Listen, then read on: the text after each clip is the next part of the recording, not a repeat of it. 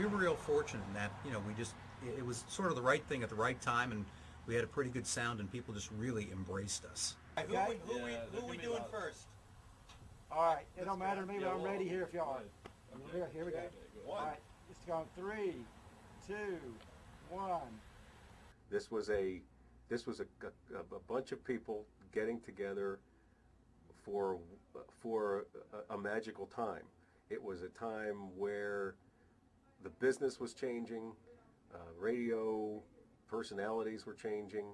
It was also a time when our careers, all of us who were here, starting to form. And we all just kind of, when they talk about planets being aligned, well, this is one of those situations, and it's probably one of the rarest situations. This was that kind of a time, and I think we just took advantage of it as best as we could, and had so much fun doing it. And no, there's never been any other time that's been like this.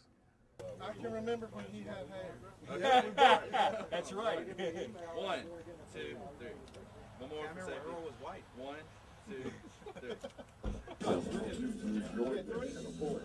Wolf has guitars by Alvarez.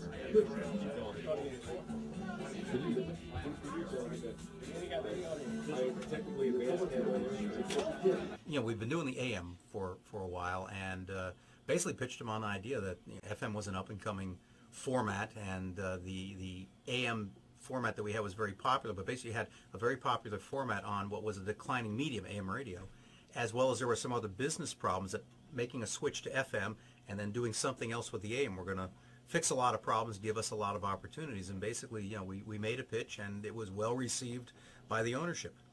And it really took off. It took off amazingly. We did our first, we did a survey. It was called a Media Stats Survey I want to say about 5 months after we went on the air. And we were a resounding number one. In fact, we were looking at the results the other night, and it's the type of thing where I think the morning show had about 18% of the share, midday had about 16%, afternoon was 23%, and the evenings were 37% of the audience listening. And what's so incredible about that, when you look at radio stations today, a radio station that can grab a 6% market share is considered a resounding success. And I want to get one of just the jocks. Okay, I got you. All right. On 3. 1, 2, 3. Oh, yeah. Oh, wow. Wow. I loved hearing that. That was a guy from KYW, I believe, but we did one too, and we kind of changed that up in 1978. Now, let's play one more promo that Cowboy Bob did here. Do you know what this is? You want This to is, say that? what's funny about this is if you listen, it says you can win a ticket to, now the thing is, if you win something from a radio station, you win tickets. Pairs. And what happened was that we had very few tickets to give away. We did. The label came through, gave us a bunch of albums. We had a bunch of soundtracks to give away. But this was big. Saturday Night Fever was the biggest movie in the world at that time, and it was coming to Vidalia, and you could win a ticket to go see it and the soundtrack album. So let's hear it is.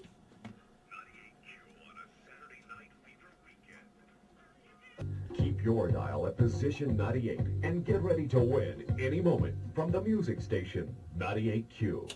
Oh boy, I'll tell you. Okay, we talked about it earlier. Let's play some Steve Miller now, and hopefully this won't be the warped version we played in the Coney River Raft Race. Fly Like an Eagle, the Rock of Dixie 98Q Radio Reunion. Okay. One. Program minutes, you're done. 1, 2, 3. Thank you. 98Q reunion. All the old folks are back, and we are loving it. Whoa! Old folks? I'm sorry, this old folk. My goodness. Sorry about You that. come in with old folks here. Cowboy Bob I mean, here. Chuck already did that yesterday. The old folk business. He hasn't I done mean, for crying out loud. We are not old folks. Hey, I want to say props to Lindy Brannon, my old roommate, who's here. And, God bless him that he's here, I haven't seen Lindy since forever. Bob, I'm sorry to interrupt, but the old thing it's a touchy subject with us here. Man, just get a grip on it. Let it go. I Just understand. let it go. We'll let it go. Well, here I am. I'm a native of Philadelphia, Pennsylvania, fourth largest market. I moved to Vidalia, Georgia, 10,000 people. and it was culture shock. And I think that I knew in this business you have to start small and work your way up.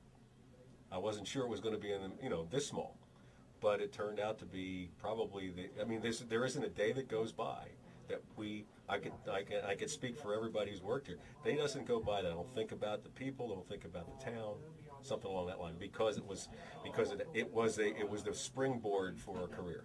So you knew, I didn't sit here and say, what am I doing here? You kind of knew.